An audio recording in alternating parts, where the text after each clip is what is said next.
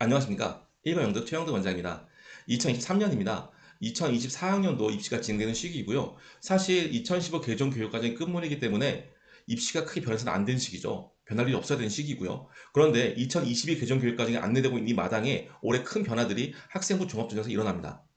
이유는 바로 2019년도 마지막에 있었던 대입 공정성 제도 강화 방안이 대입 3개년 예고제 때문에 조금씩 수정을 하다가 올해 완벽하게 도입되기 때문이죠.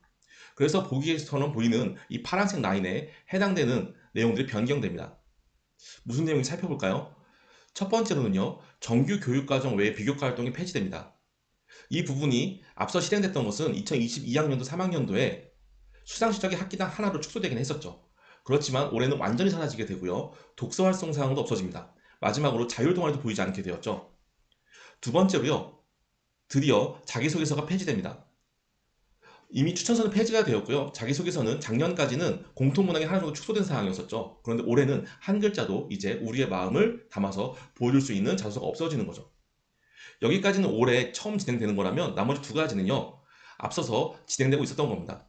첫 번째로요. 고교 블라인드가 되고요. 프로파일이 폐지가 됩니다. 프로파일이라는 건 학교가 고등학교에서 대학교에 보여주는 서류로 해당되었던 거였고요. 블라인드는 학교 명예 또는 학교를 예측할 수 있는 사항들이 없어지는 것들이었죠. 그리고 두 번째로요. 수능이 40% 확대되는 것들이 있었는데요. 원래 올해가 마지막이었지만 이미 작년에 거의 다 대부분 시행되고 있었습니다.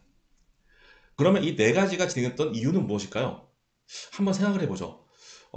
무엇이 공정성이 있을 것이라고 판단했었을까요? 그 목적을 생각을 해보면요. 제가 분석하기로는 이 공정이라는 키포인트가 세 가지에서 생각되지 않았을까 생각이 됩니다. 뭐냐면 학종 코드라는 것을 없애고 공정화시켜야 되며 두 번째로 고교 등급을 없애야 되고 마지막으로 지역 편차를 없애는 게 좋겠다라는 시선으로 제도를 만들었다고 생각이 듭니다. 그래서 올해 처음 시행되는 정규 교육과정 외 비교과 활동 폐지는 학종 코디를 없애자. 그리고 자소서 폐지도 이와 같은 부분이라고 생각이 들고요. 나머지 이미 시행됐던 두 가지 부분들은 고교 등급과 지역 편차를 없애려는 빠른 움직임이었다고 생각이 됩니다. 그런데 이 두 가지 이미 시행되었던 것과 올해 처음 시행되는 것에 아주 큰 차이가 있다고 봐요.